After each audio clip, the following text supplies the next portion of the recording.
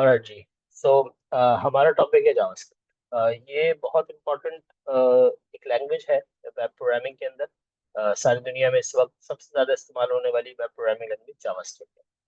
JavaScript जो है एक स्क्रिप्टिंग लैंग्वेज है, जो कि वेब पेजेस जो आपके जितने भी वेब पेजेस आप बनाते हैं, आप वेबसाइट डिजाइन करते हैं, उसके अंदर जो फंक्शनैलिटीज हैं, जितना भी टेक्निकल वर्क है, जो जो ऐसी चीजें हैं जो एक वेबसाइट को सॉफ्टवेयर में कन्वर्ट कर देती हैं, या एक ऐसी वेबसाइट की बस एक स्टैटिक थी, यूजर क्लिक करे वो बस पेज चेंज करे।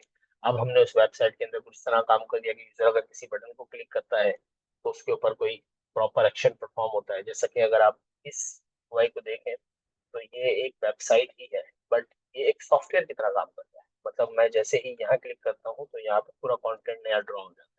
So it's a kind of functionality that can be incorporate with JavaScript। JavaScript का इस्तेमाल करके ही वेब पेजेस के ऊपर ये काम हो रहे हो। ठीक है?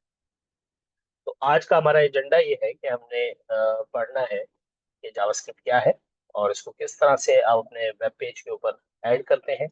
सिंटैक्स और उसके बेसिक्स को सीखेंगे, जावास्क्रिप्ट की बेसिक डेटा टाइप्स को समझेंगे, और बेसिक ऑपरेटर्स को हम समझेंगे आज की इस लेक्चर।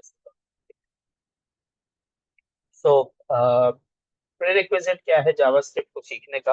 अगर आप ऑलरेडी HTML और CSS जानते हैं तो आप जावास्क्रिप्ट के ऊपर काम करके अपने वेब पेजेस जो आपने डिजाइन किए हैं उनको फंक्शनल कर सकते हैं। बट ऐसा भी हो सकता है कि कुछ ऐसे लोग हों जो फ्रंट एंड ना करते हों और वो जावास्क्रिप्ट पढ़ लें और उसके बाद फिर वो जावास्क्रिप्ट पे सिर्फ वेब प्रोग्रामिंग का काम करें, तो ये भी ठीक है। लेकिन एटलीस्ट आपको HTML की नॉलेज होनी चाहिए, बिकॉज जावास्क्रिप्ट की जो आउटपुट है वो आप फ्रंट एंड पे ही दिखा रहे होगे। तो अगर आपको HTML समझ आती होगी तो आप जावास्क्रिप्ट के साथ इजीली काम कर सकते हो।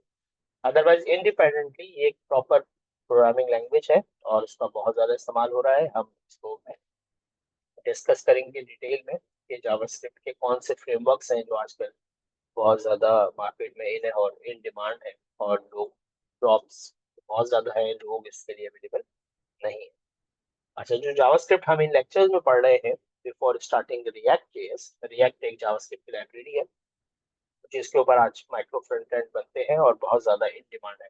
इसी तरह एंगुलर जेएस भी एक फ्रेमवर्क है जावास्क्रिप्ट के ऊपर, नेक्स्ट जेएस एक फ्रेमवर्क है। इस तरह और बहुत सारे जावास्क्रिप्ट के फ्रेमवर्क है जो इस्तेमाल होते हैं। लेकिन हम इस वक्त इस वीडियो में जो हम पढ़ रहे हैं वो है बेसिक्स ऑफ जावास्क्रिप्ट। हम पहले बेसिक्स सीखेंगे, फिर हम किसी फ्रेमवर्क और लाइब्रेरी को पढ़ेंगे by the time. So definition, what is JavaScript? It is a programming language to add interactivity and functionality to the web pages। Web pages के ऊपर इंटरेक्टिविटी, यूजर इंटरेक्शन और फंक्शनैलिटी को ऐड करने के लिए जावास्क्रिप्ट में इस्तेमाल होता है। क्यों पढ़े जी जावास्क्रिप्ट को? तो essential for modern web development. For example, अगर आपकी वेबसाइट पे कोई वैलिडेशन होनी है, कोई डायनेमिक कंटेंट ड्रॉ होना है, कोई इवेंट हैंडलिंग हो रही है, तो देखिए यहाँ पर इसे मैं अगर इस इमेज को क्लिक करता हूँ तो ये भी एक इवेंट फायर हुआ है।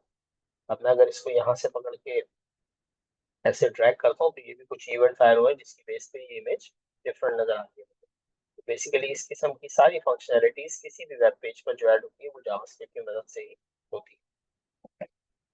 एग्जाम्पल है clicking a button, animation, dynamic data update, ठीक है, और डिफरेंट काइंड ऑफ थिंग्स। तो जावास्क्रिप्ट की बेसिक्स क्या है कि आप जावास्क्रिप्ट को किस तरह से अपने पेज के ऊपर ऐड करते हैं एक HTML के वेब पेज के ऊपर। अच्छा, एक और चीज हम समझ लेते हैं, डिफरेंट प्रोग्रामिंग लैंग्वेजेस जो है उनके कंपाइलर्स इंस्टॉल करना पड़ते हैं हमें जब हम किसी प्रोग्रामिंग लैंग्वेज पे काम करते हैं। अच्छा, जावास्क्रिप्ट वो लैंग्वेज है जिसका एक्चुअली जो कंपाइलर आपके लिए, वैसे तो कंपाइलर नहीं होते, इसके रेंडरिंग इंजन होते हैं, वो आपके ब्राउजर के साथ ही आए होते हैं। तो अगर आप अपने ब्राउजर पे कभी जावास्क्रिप्ट रन करेंगे तो वो बगैर किसी मजीद कोई कंपाइलर इंस्टॉलेशन किए जावास्क्रिप्ट चल जाएगी। तो हमें कोई इंस्टॉलेशन नहीं करनी जावास्क्रिप्ट के लिए, बस हमें सिंपली एक काम करना है। वो क्या है कि हम अपने VS कोड में आ जाते हैं और लेट्स से मैं यहाँ पर एक फोल्डर ओपन कर लेता हूँ पैरामीटर्स या रोल। तो हमारे पास ये एक बेसिक सी वेबसाइट है, इसमें इंडेक्स का एक पेज है, और इसको अगर मैं चला वैसे करिए तो काफी डिजाइन किया हुआ पेज है। अगर सिंपल सा भी कोई पेज हो तो जावास्क्रिप्ट उसको बड़ी आसानी से ऐड हो जाती है। इस तरह से लेट्स से ऐसी पेज की बात करते हैं। अब ये पेज है, चल रहा है इसमें HTML CSS है। अब जावास्क्रिप्ट जो इसके ऊपर करनी है हमने, वो किस तरह से? जावास्क्रिप्ट आमतौर पे इस तरह हम CSS को हेड में ऐड करते हैं, तो लोग जावास्क्रिप्ट को भी हेड के अंदर ऐड करते हैं। HTML का एक टैग है HTML का स्क्रिप्ट के नाम से। इसको ओपन किया और क्लोज कर, ये वो टैग है जिसके अंदर आप जावास्क्रिप्ट लिख सकते हैं। अब ये जो जावास्क्रिप्ट हम यहाँ लिखेंगे इस जगह पर, ये कहलाएगी ऑन पेज जावास्क्रिप्ट, कि आप जावास्क्रिप्ट को उसके HTML के पेज के ऊपर ही लिखते हैं। ठीक है, यहाँ पर हम जावास्क्रिप्ट का इस्तेमाल कर सकते हैं। सबसे कॉमन एक मेथड जावास्क्रिप्ट का मैं आपको बताता हूँ, ये मेथड है अलर्ट के नाम से। एक मेथड अलर्ट। अब ये अलर्ट का मेथड, जावास्क्रिप्ट एक प्रोग्रामिंग लैंग्वेज है, प्रोग्रामिंग लैंग्वेज के अपने तरीके होते हैं। ठीक है, तो मैं आपको इसका इससे सिंटैक्स पढ़ाऊंगा, बट मैंने फिलहाल ऐसे ही लिखा कि आप डायरेक्ट लिखें अलर्ट। अच्छा, ये स्मॉल कैप में लिखेंगे, ये केस सेंसिटिव लैंग्वेज है, ये इसका कीवर्ड है अलर्ट, एक मेथड है, और उसके आगे राउंड ब्रैकेट लगा दें। आप अगर कभी भी किसी भी प्रोग्रामिंग लैंग्वेज में किसी चीज के आगे राउंड ब्रैकेट लगे हुए देखें, तो आप समझ जाए कि वो एक मेथड। और मैं इसको बस सेव कर दूं। जब इसको सेव कर दिया, अब हम अगर अपने पेज को रिफ्रेश करेंगे F5 दबा के, तो देखें यहाँ पर क्या हुआ, पेज नजर आने से पहले ही उसने हमें अलर्ट का बॉक्स दिखा दिया। ठीक है, वो कह रहा है this page says nothing but he alert है। ठीक है, उसके बाद पेज लोड हो गया। क्यों हुआ ऐसा कि पेज जब दिखने वाला था, पेज दिखने से पहले ही स्क्रिप्ट चल गई और स्क्रिप्ट में लिखा हुआ था अलर्ट। अब अगर अलर्ट के अंदर आप कुछ लिखना चाहते हैं, फॉर एग्जाम्पल 22 लिखा, तो आप देखेंगे कि 22 हमें अलर्ट के अंदर नजर आ गया। ठीक है, ये एक न्यूमेरिक वैल्यू थी, इसलिए हमने इसको डायरेक्टली लिख दिया। अगर कोई स्ट्रिंग वैल्यू होती, कोई टेक्स्ट होता, तो फिर हम उसको इस तरह से कोटेशंस के अंदर लिखते, डबल कोटेशन में। हमने कहा फॉर एग्जाम्पल अस्सलाम वालेकुम।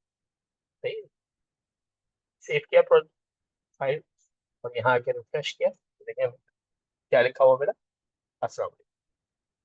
तो हमने बहुत बेसिक सी जावास्क्रिप्ट अभी पढ़ी। एक अलर्ट का फंक्शन है जो अलर्ट बॉक्स दिखाता है। इस तरह के बहुत सारे डायलॉग बॉक्सेस, तीन तो है ही जो हम पढ़ेंगे इंशाल्लाह, डायलॉग बॉक्सेस हैं जावास्क्रिप्ट के अंदर, इसमें से अलर्ट बड़ा कॉमन है। ये पॉपअप्स दिखाने के काम आया करता था।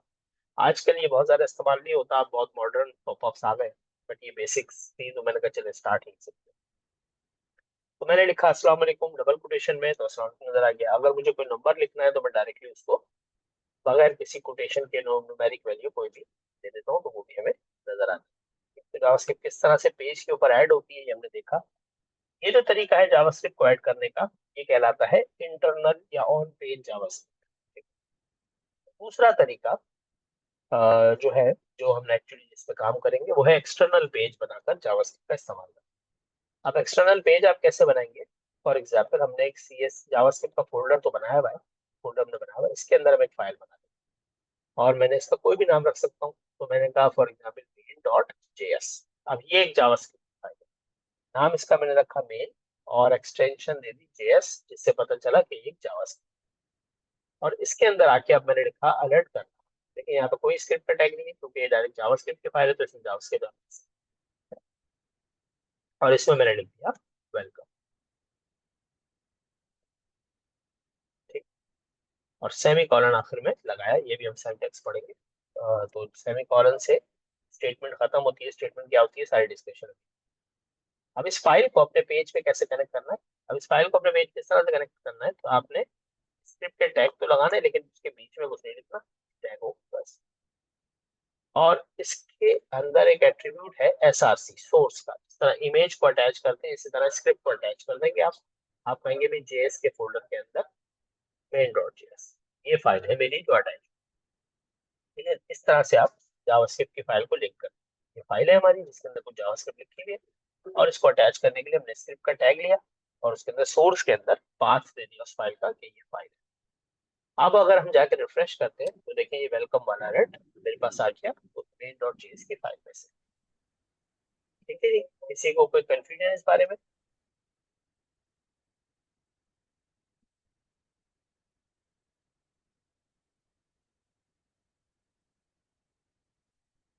ऑलराइट, ठीक है। तो ये तो था जावास्क्रिप्ट को हमने इस तरह से अपने पेज के ऊपर ऐड कर लेना। नाउ हम अब थोड़ा सा आगे बढ़ते हैं। बेसिक हमने ये देखा कि जावास्क्रिप्ट किस तरह पेज के ऊपर ऐड करते हैं, दोनों तरीके, इनलाइन जावास्क्रिप्ट या ऑन पेज जावास्क्रिप्ट, इस तरह से लिखा हमने। और अगर एक्सटर्नल जावास्क्रिप्ट लिखनी है तो हम इस तरह से सोर्स करके अटैच करें। ठीक है, बेस्ट प्रैक्टिस ये है कि आप एक्सटर्नल जावास्क्रिप्ट का इस्तेमाल करें, ठीक है, ताकि आपका कोड जो है वो साफ सुथरा रहे। मतलब आपके एचटीएमएल के अंदर जावास्क्रिप्ट नहीं लिखी हुई, बल्कि जावास्क्रिप्ट का पेज एक अलग है और एचटीएमएल के अंदर सिर्फ वो लिखा हुआ है। तो सिंटैक्स की बात करें, जावास्क्रिप्ट के अंदर हमें काफी सारी चीजें पढ़नी है, इसका सिंटैक्स सीखना है, इसके वेरिएबल्स के बारे में जानना है, डेटा टाइप के बारे में जानना है, और उसके बाद बेसिक ऑपरेशंस के बारे में भी जानना है। तो जावास्क्रिप्ट का पहले सिंटैक्स को सीखते हैं बेसिक। तो देखिए मैं अब यहाँ काम अभी जो हम अलर्ट कर रहे हैं उससे क्या होता है कि पेज के ऊपर एक डायलॉग बॉक्स आ जाता है जिसके वजह से सारा पेज वेट कर रहा होता है। ठीक है, तो अलर्ट इज डायलॉग बॉक्स जो हम लोगों को अपने नोटिफिकेशन सेंड करने के लिए यूज किया करते थे, अब हम इस्तेमाल नहीं करते। बहुत कम इसका इस्तेमाल है, बट अभी भी आप कर सकते हैं अगर चाहें अपनी वेबसाइट के अंदर।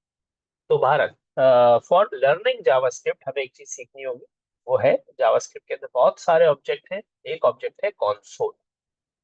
कॉन्सोल बेसिकली कहते हैं, अगर मैं आपको दिखाऊं, ये जो सीएमडी होता है ना हमारा, कमांड प्रॉम्प्ट, ये जो ब्लैक स्क्रीन होती है इसको कंसोल कहते हैं। बेसिकली प्रोसेसर से बहुत क्लोज होती है, या आप डायरेक्टली जो है वो ऑपरेटिंग सिस्टम से हटकर आप कंसोल स्क्रीन पे काम कर रहे हैं। अगर आप ने ये वर्ड पहले भी सुना होगा, गेमिंग कंसोल मतलब गेमिंग प्रोसेसर। ठीक है, इसी तरह कंसोल प्रोग्रामिंग मतलब ये ब्लैक स्क्रीन के ऊपर प्रोग्रामिंग जो हम करते हैं, इस तरह यहाँ पर हम लिखते हैं DIR CLS, इस तरह की कमांड्स। तो ये बेसिकली कंसोल सीएमडी प्रोग्रामिंग है।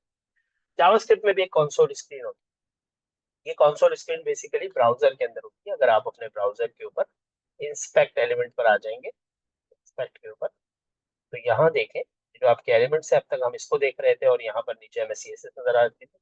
तो यहाँ एलिमेंट्स के बराबर में एक और टैब है जिसका नाम है कंसोल। देखें आप यहाँ आ गए कंसोल, ये है कंसोल।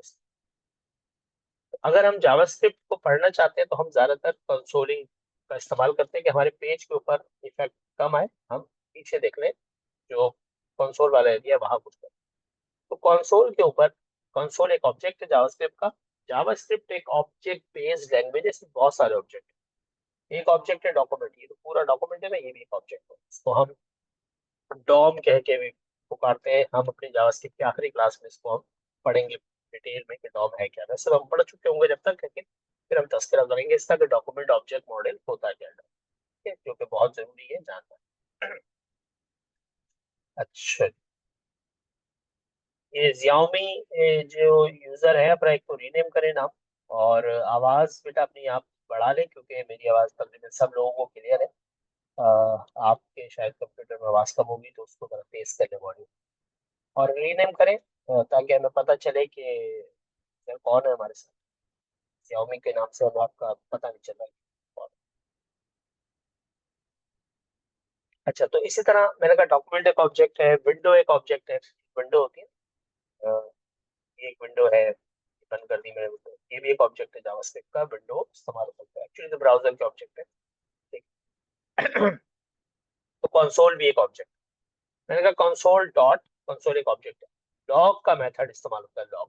ठीक, ये लॉग का मेथड क्या करता है, ये लॉग बनाता है। सर हमने सुना होगा ना, लॉग्स होते हैं, कोई आ रहा है कोई जा रहा है तो चौकीदार लॉग लिख रहा होता है, या हम जो जो भी काम कंप्यूटर में करते हैं वो सब लॉग हो रहा है। ठीक है ना, तो बेसिकली एक लॉग रजिस्टर की तरह। कंसोल डॉट लॉग मतलब आप कंसोल पे कुछ लिख लें रिकॉर्ड के लिए, क्या लिखना है, मैंने कभी लेट से लिख देते हैं अफनान, सेव किया। तो अब जैसे ही मेरा पेज चलेगा तो देखें यहाँ कंसोल स्क्रीन पे लिखा हुआ गया अफनान। ठीक है, तो ये लाइन आप बहुत अच्छी तरह से समझ लें कि जब भी हमें कोई आउटपुट दिखाना होगा, आउटपुट कोई भी चाहिए होगा फॉर टेस्टिंग, और जब हम जावास्क्रिप्ट चलाकर चेक कर रहे हैं तो हम उसको कंसोल में लॉग करके देख लेंगे कि क्या वैल्यू। ठीक है, तो कंसोल डॉट लॉग किया तो अपना नीचे आ गया। अगर इसको आप 2 बार लॉग करेंगे सेम चीज को, तो देखिए वो क्या करेगा, उसने 2 बार प्रिंट कर दिया उसको। ठीक है, तो आपने लॉग बनानी शुरू। ऐसा भी कर सकता है समटाइम ये कि यहीं पर 2 लिखा हुआ दिखाया था, कभी ये 2 बार आ रहा है, तो ये भी समटाइम ही कर। ठीक है, एक और बार प्रिंट कर लेते हैं, तो उसमें 3 आए, 3 बार प्रिंट कर। ठीक है, तो कंसोल डॉट लॉग एक एक लाइन लॉग करता रहता है हमारे पास हमारी कंसोल से। ठीक है, अच्छा। ये एक स्टेटमेंट है जहां कंसोल डॉट लॉग, कंसोल एक ऑब्जेक्ट है, उसमें से लॉग का एक मेथड, और मैंने बताया था मेथड के आगे राउंड ब्रैकेट होते हैं हमेशा। तो जहां पर भी आपको जावास्क्रिप्ट के अंदर या किसी और प्रोग्रामिंग लैंग्वेज में भी जब आप काम करेंगे सिवाय पाइथन के, हर फंक्शन के आगे आपको राउंड ब्रैकेट नजर आ रहे होंगे। तो खैर, यहाँ पर एक चीज और आप देखेंगे कि एक सेमी कॉलन लगा होता है प्रोग्रामिंग लैंग्वेज के अंदर हर लाइन के एंड में। ये जो सेमी कॉलन है, ये स्टेटमेंट टर्मिनेटर कहलाता है कि यहाँ पर लाइन को खत्म किया जाता है, जिस तरह हमारे पास फुल स्टॉप होता है इंग्लिश वगैरह में। तो ये फुल स्टॉप का काम करता है हमारे लिए। बट जावास्क्रिप्ट में अब ये ना भी लिखें तो चल जाता है।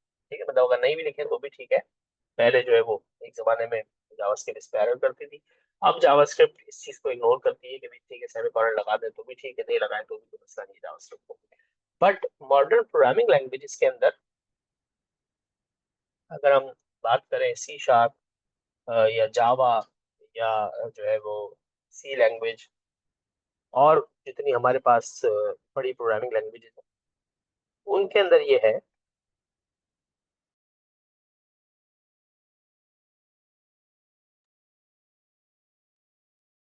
ऑलराइट, कहाँ से मिस हुआ जरा कोई मुझे बताएगा प्लीज।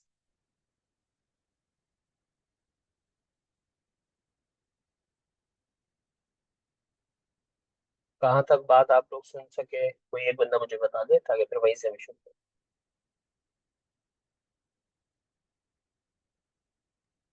सर लास्ट आप कंसोल का जो सिंटैक्स बता रहे थे ना, कंसोल डॉट लॉग। ठीक है, अच्छा। ऑलराइट, मैं बात कर रहा था स्टेटमेंट टर्मिनेटर की, जिसको हम सेमी कॉलन कहते हैं। तो जो जावास्क्रिप्ट है वो सेमी कॉलन को मतलब ये जो सेमी कॉलन हम लगाते हैं ये स्टेटमेंट टर्मिनेटर कहलाता है। जावास्क्रिप्ट इसको अब इग्नोर करती है जब से जावास्क्रिप्ट अपग्रेड हुई है। तो अगर आप नहीं भी लगाएंगे तो कोई मसला नहीं है, बड़ी अच्छी प्रैक्टिस है कि आप सेमी कॉलन का इस्तेमाल करें हर एक लाइन को एंड कर। ठीक है, तो मैं ये बता रहा था कि जो बड़ी प्रोग्रामिंग लैंग्वेजेस हैं, C# है, जावा है, सी लैंग्वेज है, और दीगर प्रोग्रामिंग लैंग्वेजेस, PHP है। ठीक है, तो इन सब में ये सेमीकोलन जरूरी होता है, अगर आप नहीं लगाएंगे तो एरर हो जाए। ठीक है, तो ये थोड़ा सा हमें ख्याल रखना है, वो प्रैक्टिस के ऊपर है। जो लोग पहले से प्रोग्रामिंग करते हैं उनकी तो आदत होती है कि सेमीकोलन आपने लाइन के एंड पे लगा। ठीक है, बट जो लोग अब जावास्क्रिप्ट पढ़ रहे हैं वो अगर नहीं भी लगाएंगे तो कोई मसला नहीं है, जावास्क्रिप्ट अब इतना प्रॉब्लम नहीं। तो ये कंसोल हमने किया। अब जो हमें एक टॉपिक पढ़ना है वो बड़ा इंपॉर्टेंट है। वो टॉपिक है वेरिएबल्स। ठीक है, वेरिएबल क्या होता है? Variable is a named memory location. अगर मैं यहाँ पर आपको टाइप भी कर दूं ताकि आप लोग नोट कर लीजिएगा इसको। Variable is a named memory location. थोड़ा सा that can hold a piece of data during execution of a program। ठीक है, एक प्रोग्राम के अंदर जब हमें पीस ऑफ डेटा स्टोर करने होते हैं, फॉर एग्जांपल अगर किसी ने कहा कि एक ऐसा प्रोग्राम लिखें कि जिसमें आप लोगों की डेट ऑफ बर्थ लोगों से पूछ लें और उसके बाद फिर आप उनको बताएं कि वो कितने साल के अभी हो गए। तो अगर इस तरह का प्रोग्राम लिखना है तो हम जो डेट ऑफ बर्थ उनसे पूछेंगे उसको हम स्टोर करेंगे एक वेरिएबल के अंदर। वेरिएबल क्या होता है? वेरिएबल एक मेमोरी लोकेशन होती है जिसको हम एक नाम दे देते हैं प्रोग्राम के अंदर, जो कि कुछ डेटा को होल्ड कर सकता है जब तक प्रोग्राम चल रहा है। और वो जो डेटा है कैन बी चेंज्ड, ठीक है, ड्यूरिंग एग्जीक्यूशन। डेटा चेंज भी हो सकता है ना एग्जीक्यूशन के दौरान, इसीलिए इसका नाम वेरिएबल है, ठीक है नहीं। वेरिएबल मतलब चेंजेबल, मतलब एक ऐसा मेमोरी लोकेशन हमारे कंप्यूटर की मेमोरी में एक जगह बन जाती है जहां पर वो एक लोकेशन हो गई, एक प्लॉट सा बन गया। अब वहां पर हम कुछ डेटा रख देते हैं, जब तक प्रोग्राम चल रहा है वो डेटा वहां मौजूद रहेगा। प्रोग्राम के दौरान हम उस डेटा को भी कर सकते हैं और चेंज भी कर सकते हैं, ठीक है, इसे वेरिएबल कहते हैं। तो आमतौर पे जब हम वेरिएबल बनाते हैं जावास्क्रिप्ट के अंदर तो हम इस तरह से बनाते हैं, हम कहते हैं लेट, एक कीवर्ड है लेट, ठीक है। लेट मतलब चलो भाई लेट एक कीवर्ड है, ठीक है। सो लेट्स करके समझ लिया, आप इसको याद कर लीजिए। लेट करके हम एक वेरिएबल डिक्लेयर करते हैं और फिर वेरिएबल का हम नाम बताते हैं कि इसका हम नाम क्या रख रहे हैं। तो लेट से अगर मैं इसका नाम रख दूं एज, एक वेरिएबल मैंने डिक्लेयर कर दिया सेमीकोलन, इसका मतलब ये हुआ कि मेमोरी के अंदर एक जगह बन गई, ठीक है, जिसके अंदर अब मैं डेटा अपना रख सकता हूँ और नाम क्या है उस जगह का, एज। अच्छा, नाम क्यों जरूरी है देना, ताकि पहचान हो सके। नेम को कहते हैं आइडेंटिफायर, ठीक है, अगर इसको भी नोट कर लें, name of variable is called identifier, ठीक, आइडेंटिफायर ये आइडेंटिफाई करता है प्रोग्राम के अंदर किसी भी वेरिएबल को, ठीक है। तो एज के नाम का एक वेरिएबल बन गया। तो अब अगर हम कभी पूछते हैं सवाल के व्हाट इज वेरिएबल, तो लोग कहते हैं भाई एज इज वेरिएबल। तो yes, age is variable, definition नहीं है, एज तो उस वेरिएबल का नाम है। तो वेरिएबल क्या है, मेमोरी में एक लोकेशन है जहां पर आप डेटा स्टोर कर सकते हैं जब तक ये प्रोग्राम चल रहा है। तो फॉर एग्जाम्पल हमने कहा लेट एज और इक्वल्स करके, तो मतलब है अब मैं एज को एक वैल्यू असाइन, मैंने एज को वैल्यू दे दी 36। इस लाइन का मतलब ये हुआ कि भाई मेमोरी के अंदर, हमारे कंप्यूटर की मेमोरी में एक वेरिएबल बनाओ जिसका नाम रखो एज, और उसके अंदर ठहरा दो किसको, 36 को, ठीक है। 36 जो है इसकी वैल्यू है एज। अब अगर हम कभी एज को एक्सेस करेंगे तो देखिए अब मैं एज डायरेक्टली लिख रहा हूँ बगैर कोटेशन, इसका मतलब है ये एक प्रोग्रामिंग का हिस्सा है, मेरी प्रोग्राम का हिस्सा है ये चीज। तो एक्चुअली ये वेरिएबल का नाम है एज। तो अगर मैं यहाँ पर एज को इस्तेमाल करूंगा तो मुझे कंसोल डॉट लॉग में क्या मिलेगा, मुझे कंसोल डॉट लॉग में मिलेगा 36, राइट, बिकॉज एज की वैल्यू क्या थी, 36, ठीक है। ये चीज समझ आइए आपको।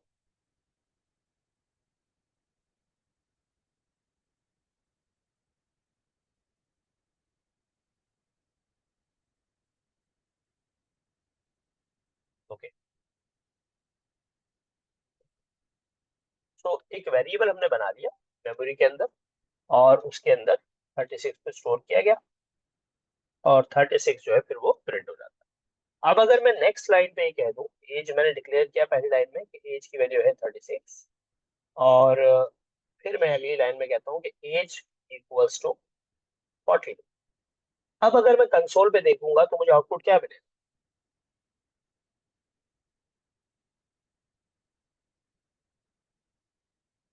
जी।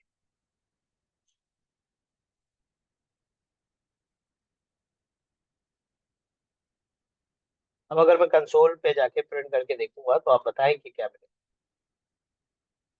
डेटा ऑफ एज, बिल्कुल ठीक है। तो एज की वैल्यू अब क्या हो गई है, इस प्रोग्राम को अगर ऊपर से नीचे तक हम पढ़े तो एज की वैल्यू क्या हुई है, यस, ये बात साफ कह रहे हैं 42, बिल्कुल ठीक बात है। क्योंकि एज एक कंटेनर की तरह काम कर रहा है हमारे लिए ना, वो एक बॉक्स की तरह है। उसमें पहली लाइन में हमने कहा भी एज में रख दो 36, उसने 36 रख दिया।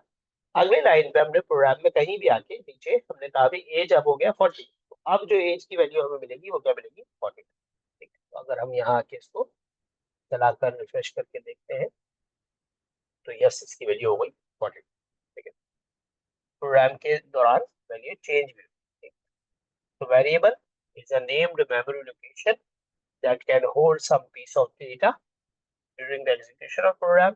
The data can be changed during the execution, and आप इस तरह भी कर सकते हो कि लेट्स से दो बार कंट्रोल करते हैं, एक बार यहाँ पर और एक बार यहाँ। अब आप देखें कि जब यहाँ प्रिंटिंग हुई उस वक्त एज की वैल्यू 36 आएगी, और फिर जब दोबारा प्रिंटिंग होगी एज की वैल्यू 42 होने के बाद, तो इस लाइन से आउटपुट एज की वैल्यू का 42 आ जाएगा। ये देखो, ठीक है, तो पहले उसकी वैल्यू 36 थी, फिर 40। तो ये वेरिएबल बड़े काम की चीज है हमारे पास प्रोग्राम के अंदर। हमारे प्रोग्राम्स के जो है वो डेवलपमेंट के अंदर बहुत ज्यादा अहम रोल अदा करते हैं वेरिएबल।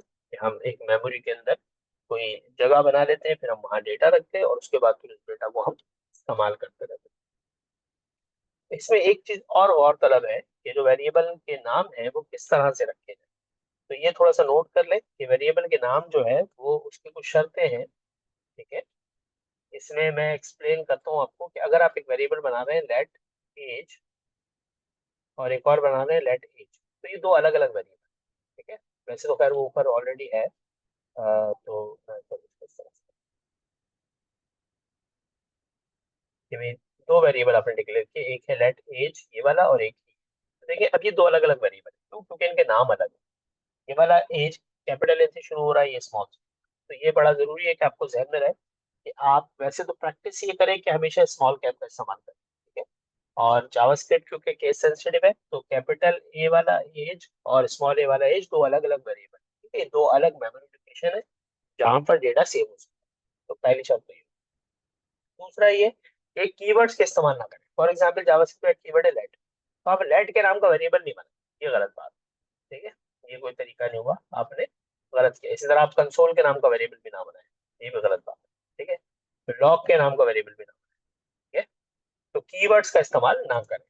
Don't use keywords. ठीक है, कीवर्ड्स का इस्तेमाल ना करें, वेरिएबल का नाम रखें। तो क्या नाम रखें? वेरिएबल के नाम रखें बड़े मीनिंगफुल। जैसा कि अगर इस वेरिएबल की बात करें एज, तो इट्स अ मीनिंगफुल वर्ड। समझ आता है कि यार हाँ ये वेरिएबल है जिसमें एज स्टोर हुई है। ठीक है, अभी इस तरह अगर मैं एक और वेरिएबल बनाता हूँ, मैंने कहा दैट स्टूडेंट नेम, तो ये एक वेरिएबल है स्टूडेंट नेम, और उसकी वैल्यू दे दी अपना। ठीक है, क्योंकि ये टेक्स्ट थी तो टेक्स्ट को हम डबल कोटेशन में लिखते हैं। तो देखिए ये प्रॉपर एक वेरिएबल का नाम है स्टूडेंट नेम, तो पता चल रहा है इस वेरिएबल के नाम से कि इसके अंदर कौन स्टोर हुआ होगा, स्टूडेंट का नाम।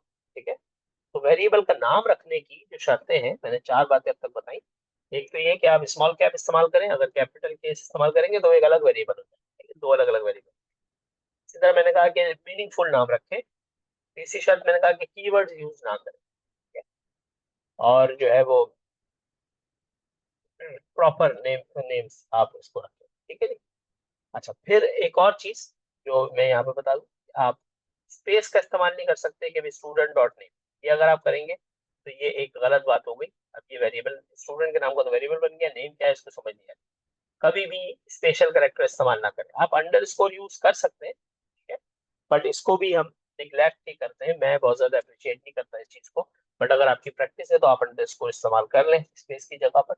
और कोई स्पेशल कैरेक्टर यूज ना करें, स्टैरिक ना लगाएं, डॉलर ना लगाएं, लगा सकते हैं लेकिन ना लगाएं, पाउंड के साइन ना लगाएं, ऐसा कोई एट द रेट यूज ना करें, कोई डैश यूज ना करें, ये सब गलत है। कोई स्पेशल करेक्टर इस तरह इस्तेमाल नहीं हो सकता सिवाय डॉलर अंडरस्कोर के, बट उसको भी मैं कहता हूँ कि ना इस्तेमाल करें। आप कोशिश करें कि प्रॉपर जो है वो वेरिएबल के नाम रखें बगैर किसी स्पेस के, जिस तरह हमने फोल्डर के नाम की बात की थी। ठीक है, तो प्रॉपर वेरिएबल के नाम आप रखें। ठीक है, हमेशा। अच्छा जी, तो हमने वेरिएबल्स की बात की। ठीक है, वेरिएबल की कुछ टाइप्स भी होती हैं, वो भी डिक्लेयर कर लेते हैं भी, हाथ क्या। तो देखिए जब हम लेट करके वेरिएबल डिक्लेयर करते हैं तो इट्स अ नॉर्मल वेरिएबल। एक और भी तरीका जो पहले इस्तेमाल होता था जावास्क्रिप्ट में, वो होता था वार। वार करके आप वेरिएबल डिक्लेयर कर लें ए इक्वल टू 5।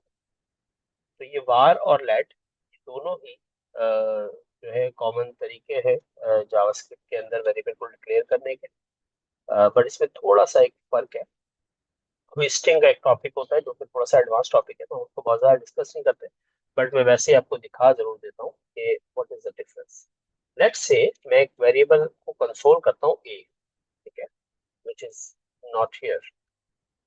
तो जब हम इसको करते हैं तो वो कहते हैं भाई ए कुछ है ही नहीं ना, ए डिफाइंड नहीं है, ए इज नॉट डिफाइंड, ए जैसी कोई चीज नहीं है हमारे प्रोग्राम। अगर मैं नीचे आके कहता हूँ लेट ए इक्वल टू 5, तो मैंने पहले कंसोल किया है और बाद में मैं उसको डिक्लेयर कर रहा हूँ। तो ये अभी भी ये कह रहा है कि आप उसको पहले एक्सेस नहीं कर सकते डिक्लेयर करने से पहले। ठीक है, प्रोग्रामिंग में ऐसा नहीं है। मतलब आपने पहली लाइन में कहा कि भाई अफनान की एज बताओ, अब अफनान की एज प्रोग्राम को पता ही नहीं है तो वो कैसे बताएगा। ठीक है, तो इस तरह की चीज हो गई कि आपने पहले उसको प्रिंट कर लिया और बाद में आप उसको डिक्लेयर कर रहे हैं। तो ये तो कह रहा है कि नहीं, आप उसको नहीं एक्सेस कर सकते बिफोर इनिशियलाइजेशन। बट एक जो वार वाला तरीका है उसमें क्या प्रॉब्लम थी कि वो उसको, देखिए एक्सेस तो हो गया, लेकिन वो कह रहा है कि भाई अनडिफाइंड है इस वक्त, जब यहाँ पर आप उसको यूज कर रहे हो ये अनडिफाइंड है। तो ये बेसिकली एक होस्टिंग का कॉन्सेप्ट था जो कि var और let के अंदर डिफरेंस करता है। आज के दौर में हम जो है वो let ही का इस्तेमाल बहुत ज्यादा करते हैं। तो आप जब भी वेरिएबल देखते हैं कि कभी भी वेरिएबल को बगैर डिक्लेयर कर इस्तेमाल करें ही नहीं, ये तो है ही गलत बात। दूसरा एक, आप पहले वेरिएबल को डिक्लेयर करें, कोई भी वेरिएबल, लेट से उसकी वैल्यू ये है, और उसके बाद फिर आप उसको इस्तेमाल करें, जो कि बिल्कुल सही तरीका है आपको इस्तेमाल करने का। ठीक है, आई होप कि समझ आ गया होगा डिफरेंस लेट और वार का। ये होस्टिंग के नाम का एक टॉपिक है जो कि काफी, अगर हम डीपली जाके पढ़ेंगे तो हमें समझ आएगा ये क्यों होता है। लेकिन अभी के लिए इतना काफी है कि आप ये समझ लें कि आप वेरिएबल को लेट करके डिक्लेयर करें, और वार के साथ भी लोग डिक्लेयर करते हैं वेरिएबल को, तो इतना कोई प्रॉब्लम नहीं है। बट मैंने आपको उसका फर्क बता दिया कि अगर एक वेरिएबल आप डिक्लेयर करेंगे लेट के साथ, तो वो बताएगा कि यार अगर आपने उसको पहले डिक्लेयर नहीं किया और इस्तेमाल पहले कर रहे हैं तो एरर देगा। इसके मुकाबले में वार जो है वो क्या करता है, वो सारे वेरिएबल्स को होस्ट कर देता है। इसका मतलब ये होता है कि वो कहीं भी डिक्लेयर हो वो शुरू में मिल जाते हैं, भले अनडिफाइंड हो उसको। तो ये खैर एक थोड़ा सा डिफरेंस था।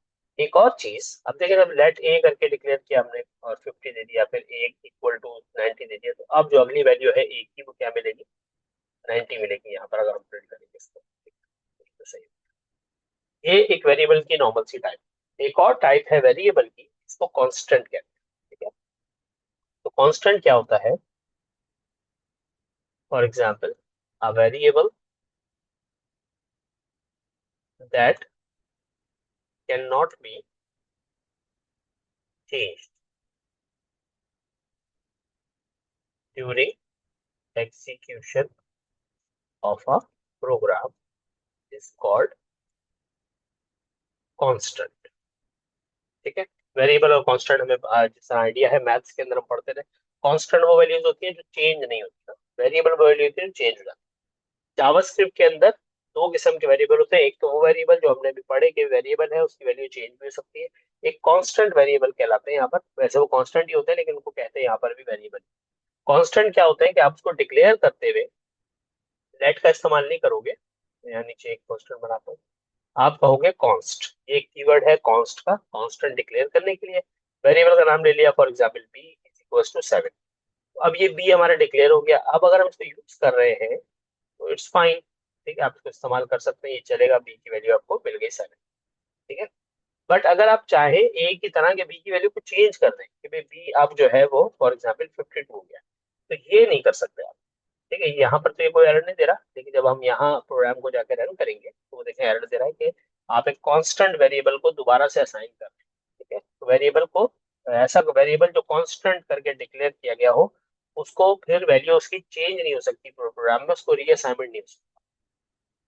अब वो कौन सी वैल्यूज है जो नॉर्मली हम कांस्टेंट में रखते हैं, तो लेट से अगर हम कभी किसी प्रोग्राम के अंदर कोई ग्रेविटी की वैल्यू रख रहे हैं, ग्रेविटी, तो अर्थ की ग्रेविटी 9.8 है जो कि चेंज नहीं हो।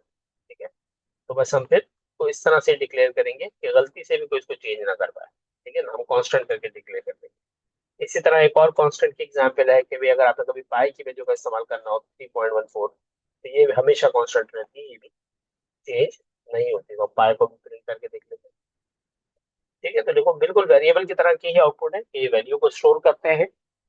ये एक नेम मेमोरी लोकेशन है, ये भी कांस्टेंट भी एक नेम मेमोरी लोकेशन है तो वेरिएबल। तो अकॉर्डिंग टू डेफिनेशन वेरिएबल वही होता है जो एक मेमोरी पे लोकेशन हो और किसी पीस ऑफ डेटा को स्टोर कर सके। ठीक है, बट कांस्टेंट वेरिएबल वो होते हैं कि जब उनके अंदर कोई डेटा रख दिया जाए तो पूरे प्रोग्राम में फिर उसको कोई चेंज नहीं कर सकते। ठीक है, इसको डिक्लेयर करने के लिए कॉन्स्ट का कीवर्ड इस्तेमाल। आई होप मैं ये समझा पाया हूँ। ठीक है, तो ये बड़ा ही हमारे वेरिएबल को डिक्लेयर करने के तीन तरीके हमने देख लिए। अब हम डिस्कस करने लगे हैं डेटा टाइप। ठीक है, तो हमारे पास जावास्क्रिप्ट के अंदर डेटा टाइप्स होती हैं। स्ट्रिंग्स होते हैं, नंबर्स, बूलियन, एरेज और ऑब्जेक्ट। क्या है भाई सब, तो समझ लेते हैं। देखिए, अगर आप कभी कोई नंबर लिखेंगे 2, कोई नंबर लिखेंगे 5, या आप लिखेंगे 5.2, या आप लिखेंगे 32 पॉइंट समथिंग, ये सारे नंबर्स हैं। ये नंबर्स की मुख्तलिफ टाइप्स हैं। ये जो नंबर है ये इंटीजर है, इसको हम होल नंबर भी कहते हैं। ठीक है, इंटीजर्स ये हमेशा, ये भले माइनस में हो प्लस में हो, लेट्स से -85 भी एक इंटीजर है। ये सारे इंटीजर्स, इंटीजर्स हमेशा होल नंबर।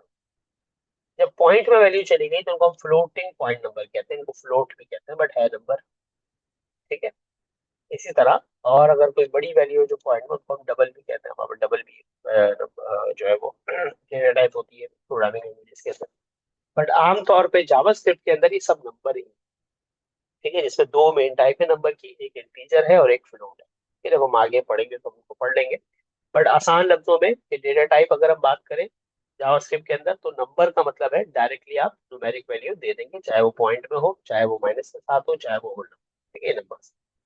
इसी तरह हम यह लिख लेते हैं कि भाई नंबर्स। ठीक है, और नंबर्स की हमने एग्जाम्पल ले ली, लेट्स से 1, 25, -9, 32.5, ये सारे नंबर। फिर और एक टाइप है स्ट्रिंग। स्ट्रिंग क्या है भाई? स्ट्रिंग है अफनान, ठीक है, स्ट्रिंग है पाकिस्तान, स्ट्रिंग है लेट्स से राहील। ठीक है, ये सारे स्ट्रिंग जो भी हमारी ऐसी वैल्यूज जो हमने म्यूटेबल रखनी है, जो कीबोर्ड से टाइप किया जाए टेक्स्ट की तरह, उसको हम स्ट्रिंग कहते हैं। ठीक है, ये सारे स्ट्रिंग। ठीक है, तो टेक्स्ट को हम स्ट्रिंग कहते हैं। इसी तरह बूलियन एक टाइप है। बूलियन, बूलियन में दो ही वैल्यू हो सकती है, ट्रू या फिर फॉल्स, और इसको लिखते भी ऐसे ही डायरेक्ट, बगैर किसी कोटेशन के, बगैर किसी जो किस चीज के अंदर क्लोज नहीं करते, डायरेक्ट ट्रू और फॉल्स लिखेंगे। देखिए इसका कलर भी जो है वो चेंज हो गया, ये कीवर्ड है फॉल्स भी और true। ठीक है, ये कहलाता है बूलियन। ऐसे वेरिएबल जिनकी वैल्यू ट्रू फॉल्स रखी जाए तो उनकी वैल्यू प्रोग्राम में ट्रू फॉल्स ही रीड होगी। ठीक है, ये बूलियन वेरिएबल कहलाता है। इसी तरह दो और चीजें हैं जो मैं अभी नहीं पढ़ा रहा, हम आगे पढ़ेंगे, एरे एंड ऑब्जेक्ट। ठीक है, ये भी हम पढ़ेंगे, लेकिन अभी मैं इसको डिस्कस नहीं कर रहा। अभी के लिए तीन डेटा टाइप हमने पढ़ी।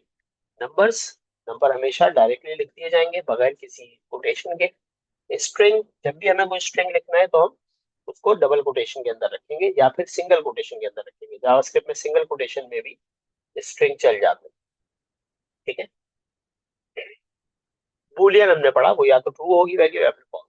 ठीक है, यही डेटा टाइप्स हमारी इस्तेमाल हो रही होती है जावास्क्रिप्ट के अंदर। ठीक है, किसी के जहन में कोई सवाल है इस बात को लेकर?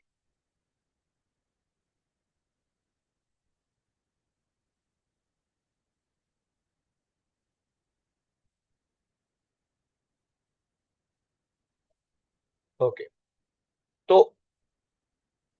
यहाँ पर, अच्छा ये जो एचपी है, काइंडली अपना रीनेम कर ले नाम, हमें आपका नाम नहीं पता चल रहा। सुफियान, सुफियान रीनेम।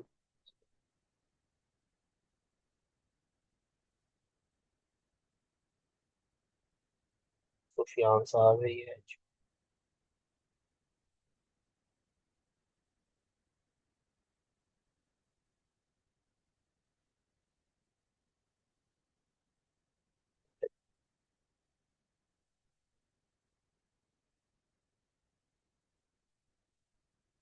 अच्छा, मुदस्सिर साहब का सवाल है कि नंबर, स्ट्रिंग और बूलियन का काम क्या है। देखिए मुदस्सिर, हमारे सॉफ्टवेयर के अंदर ना, जब हम सॉफ्टवेयर बनाते हैं तो डेटा जो है वो मुख्तलिफ किस्म का होता है।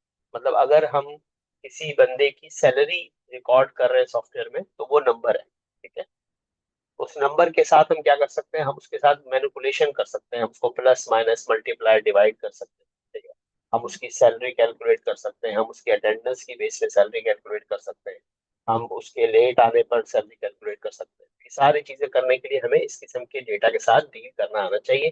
जिनको हम नंबर्स कहते हैं। इसी तरह फिर जो अ, फिर दूसरी चीज है स्ट्रिंग। तो भाई स्ट्रिंग क्या है? अब जैसे वो मैं जिस बंदे की बात कर रहा हूँ उसकी सैलरी हमने कैलकुलेट कर ली, बिकॉज उसकी सैलरी एक नंबर था, उसकी अटेंडेंस अटेंडेंस होना एक नंबर था, उसका लेट आना जाना नंबर वाली चीज थी, तो कैलकुलेशन हो गई। अब उसका नाम भी तो चाहिए ना, अगर हमने सैलरी सिर्फ प्रिंट करनी है या डेटाबेस में स्टोर करना है, तो नेम वगैरह के लिए स्ट्रिंग बड़े इस्तेमाल होते हैं। नेम स्ट्रिंग है, डेट एक स्ट्रिंग है, इस तरह उसका फोन नंबर एक स्ट्रिंग है, उसका एड्रेस एक स्ट्रिंग है, उसकी डेजिग्नेशन एक स्ट्रिंग है। तो इस तरह का डेटा हमें ये भी fill करना होता है। फिर बूलियन जो है ये क्यों इस्तेमाल होते हैं? तो भाई लेट्स से अब वो प्रेजेंट था या एब्सेंट था, तो ये अगर ट्रू और फॉल्स में स्टोर हुआ होगा तो बड़ी आसानी से चेक हो सकता है। अगर ट्रू है इसका मतलब वो बंदा प्रेजेंट था, अगर फॉल्स है तो इसका मतलब वो बंदा प्रेजेंट नहीं था। तो इस तरह की डेटा जो है हमें इसके साथ डील करना पड़ता है, इसीलिए डेटा टाइप्स हम पढ़ते हैं। आई होप मैं आपके सवाल का जवाब दे सकूं। अगर नहीं समझ आई तो फिर भी पूछें, मैं आपको और एक्सप्लेन करूंगा।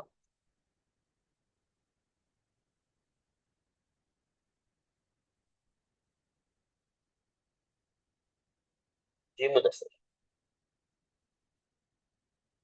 अच्छा, एरे और ऑब्जेक्ट जो है मैं भी नहीं पढ़ा रहा अब्दुल वहाब, मतलब अभी ये हमारे लिए जो है एडवांस टॉपिक है। तो मैं जब ऑब्जेक्ट पढ़ाऊंगा तो आई गेस हम चौथी क्लास में ऑब्जेक्ट पढ़ लेंगे, ठीक है, या तीसरी क्लास में पढ़ लेंगे एरे और ऑब्जेक्ट। तो अभी इसकी इतनी टेंशन ना ले,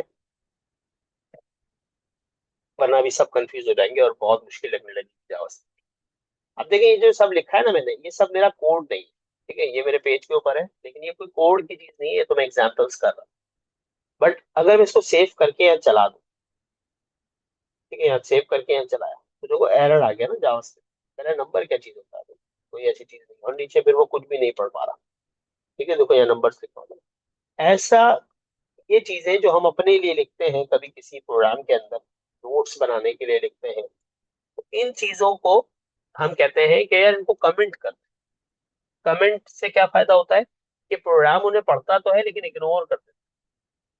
फॉर एग्जाम्पल मैं कहता हूँ यार जो ये जो नंबर्स है ना, इसको 2 बार फॉरवर्ड स्लैश लगाओ तो देखो ये ग्रीन हो गया। 2 बार फॉरवर्ड स्लैश लगाया, ग्रीन हो गया, मतलब ये कमेंट हो गया। अब इसको नहीं पढ़ेगा प्रोग्राम, अब वो अगले लाइन पर एरर देगा। ठीक है, देखो एरर भी नहीं दिया बल्कि, ठीक है, वो आगे निकल गया। कमेंट होने का ये फायदा। तो कमेंट कैसे करते हैं? अब जैसे ये जितना कुछ लिखा भाई ये सब मुझे कमेंट करना है, मैंने सबको सिलेक्ट किया और मैंने कंट्रोल दबा के फॉरवर्ड स्लैश का बटन दबा दिया, तो ये सारा कमेंट। अब ये मेरे पेज पे लिखा हुआ तो है, लेकिन मेरा पेज जब ये कंपाइलर के पास जाएगा या ब्राउजर के अंदर रेंडरिंग इंजन के पास जाएगा, तो वो इन सारी लाइनों को इग्नोर कर देगा जो कमेंट है। ये कमेंट, कमेंट का तरीकाकार ये होता है, जो इग्नोर कर दिया उसने, दैट्स इट। कमेंट करने का तरीकाकार क्या है कि अगर आपने एक लाइन को कमेंट करना है, फॉर एग्जांपल मैं चाहता हूँ पाई की वैल्यू जो प्रिंट हो रही है यहाँ पर, तो यहाँ प्रिंट हो रही है ना, ये ना हो, तो मैं इस वाली लाइन के शुरू में आके 2 बार फॉरवर्ड से हूँ। तो देखो अब ये लाइन पढ़ी तो जाएगी कंपाइलर के थ्रू, लेकिन वो इस पर कोई काम नहीं करेगा। तो देखो 3.14 हमारा प्रिंट ही नहीं होगा, गायब हो गया। ये सिंगल लाइन कमेंट है। 2 बार फॉरवर्ड स्लैश लगा, एक दो फॉरवर्ड स्लैश लगाया तो आपकी लाइन कमेंट हो। अगर आप चाहते हैं मल्टी लाइन कमेंट करना, मैं चाहता हूँ भी यहाँ से लेके यहाँ तक ये सब प्रिंट ही ना हो, ठीक है, तो कमेंट करना है, डिलीट नहीं करना। तो एक तो कंट्रोल फॉरवर्ड स्लैश इस तरह से कर ले, ठीक है, तो सारी लाइनें कमेंट हो गई भी, ठीक है, तो ये गायब हो गया। अच्छा, लेकिन एक और तरीका है कमेंट करने का, वो ये है, ये भी आपने देखा होगा, आप फॉरवर्ड स्लैश स्टेरिक से कमेंट शुरू करें, देखो नीचे साफ ग्रीन हो, और जहां पे कमेंट खत्म करना है वहां पे स्टेरिक लगा के फॉरवर्ड स्लैश लगा, देखो अब ये यहाँ से यहाँ तक कमेंट हो गया इस तरह से। ये कहलाता है multi line comment. Single line comment ये है, ये जो दो फॉरवर्ड स्लैश है, और ये मल्टी लाइन कमेंट, ठीक है। तो उससे सिर्फ ये 9.8 वाला कमेंट हो गया, 3.14 चल रहा है नीचे। कमेंट के लिए मैंने अपनी स्लाइड के अंदर वो रखा हुआ है, आप अगर इसको देखोगे ये रहा सिंगल लाइन कमेंट और मल्टी लाइन कमेंट, इस तरह से, इस तरह से, और यहाँ पे सब, ठीक है, तो ये कमेंट हो गया। ओके जी। अच्छा, ऑपरेटर्स मैं अभी नहीं पढ़ा रहा, हम नेक्स्ट क्लास में, कल की क्लास में ऑपरेटर को पढ़ेंगे। और ठीक है, सुनाओ, हमने कमेंट्स देख लिए, हमने वेरिएबल बना लिया। अब मैं आपको थोड़ा सा वो बताता हूँ कि हम क्या प्रैक्टिस कर सकते हैं असाइनमेंट। तो आप लेट से, मैंने कहा भाई एक असाइनमेंट है, या बेसिक कुछ ऑपरेटर पढ़ लेते हैं हम, अर्थमेटिक ऑपरेटर पढ़ लेते हैं। हमने कभी लेट ए एक वेरिएबल है, या मैंने कहा num1 एक वेरिएबल है इक्वल टू 55, और एक और वेरिएबल है num2 इक्वल टू 63। अब मैं कंसोल में आउटपुट लेना चाहता हूँ num1 प्लस num2 का, तो वो एक्चुअली मुझे एडिशन करके दे देगा। num1 प्लस num2 118 बनता है। ठीक है, देखेंगे आप। इसी तरह प्लस के तरह माइनस भी है। ठीक है, आप माइनस का जो ऑपरेटर इस्तेमाल कर ये अर्थमेटिक ऑपरेटर कहलाते हैं। Plus minus multiply divide, multiply कर लेते हैं तो देखो मल्टीप्लाई हो गया, डिवाइड कर ले तो क्या हो जाएगा, डिवाइड हो गया। ठीक है, तो लेट्स से ये इस तरह से करते हैं इसको। हम इन दोनों के सारे ऑपरेटर कर लेते हैं perform. Plus minus multiply divide, ये चार तो आपने पढ़े ही होंगे, सबने पढ़े हुए। एक और ऑपरेटर हमारे पास है बड़ा मजे का, वो है मॉड्यूलस। ये क्या करता है, इट विल रिटर्न रिमाइंडर। ये क्या करता है, ये डिवाइड करेगा num1 को num2 को, मतलब 55 को डिवाइड करेगा 6 पे, तो जो डिवीजन का आंसर है वो बनता है 9.1 समथिंग ना, 9.1666। लेकिन जो परसेंटेज का साइन है बीच में, इसको मॉड्यूलस कहते हैं। ठीक है, ये भी एक अर्थमेटिक ऑपरेटर है। ये रिमाइंडर रिटर्न करेगा। क्या मतलब है कि 55 को ये 6 से डिवाइड करेगा, और फिर जो वैल्यू बच जाएगी, आई गेस 54 तक ये सॉल्व हो जाएगा और इसका आंसर आ जाएगा 1। कैसे देखें इसका आंसर, देखिए बनाया, क्यों बनाया, कि जब आप डिवाइड करते हैं 55 को 6 पे, तो 6 9 आर 54, वहां तक ये सॉल्व हो जाता है, और एक जो है रिमाइंडर बच जाता है, तो ये मॉड्यूलस जो है मैं रिमाइंडर रिटर्न। ठीक है, कि जो बच गई वैल्यू है वो रिटर्न कर। ठीक है, ये बड़ा अच्छा ऑपरेटर है मॉड्यूलस के नाम से। इस तरह एक और ऑपरेटर मैं पढ़ाने की कोशिश करता हूँ, स्टेरिक स्टेरिक। ये हमें, हाँ, ये भी बड़ा अच्छा ऑपरेटर। ये क्या है कि फॉर एग्जाम्पल मैं कहता हूँ 2 स्टेरिक स्टेरिक 3, इसका मतलब है कि ये एक्सपोनेंशियल वैल्यू दे देगा। मैं एक्सपोनेंशियल वैल्यू मतलब 2 की पावर 3, 2 मल्टीप्लाई बाय 2 ये इसका आंसर देगा ए। सही है, 2 दो बार स्टेरिक 3, इसका मतलब है 2 की पावर 3, क्या आंसर आ गया, अंडरस्टैंड। ये अर्थमेटिक ऑपरेटर भी हमने पढ़ ली। प्लस माइनस मल्टीप्लाई डिवाइड ये सब तो हमने किया हुआ ही था। ठीक है, फिर हमने रिमाइंडर वाला देखा, मॉड्यूलस ऑपरेटर्स को मॉड कहते हैं, और जो हमारा दो बार स्टेरिक है इसको एक्सपोनेंशियल कहते हैं, तो ये एक्सपोनेंट निकाल के दे देता है। आज की क्लास में हमने ये सीखा कि जावास्क्रिप्ट को किस तरह से अपने पेज के ऊपर ऐड करते हैं, और जावास्क्रिप्ट को जो है वो एक्सटर्नल फाइल के साथ किस तरह ऐड करते हैं, जावास्क्रिप्ट का बेसिक सिंटैक्स क्या है, कंसोल किस तरह किया जाता है, वेरिएबल क्या होता है, वेरिएबल की शर्तें क्या है डिक्लेयर करने की, इसके नाम वगैरह, कांस्टेंट क्या होता है, ये हमने पढ़ा। उसके बाद हमने अर्थमेटिक ऑपरेटर्स को पढ़ा। ठीक, नेक्स्ट हम इंशाल्लाह जो है वो मजीद जावास्क्रिप्ट के ऊपर काम करेंगे।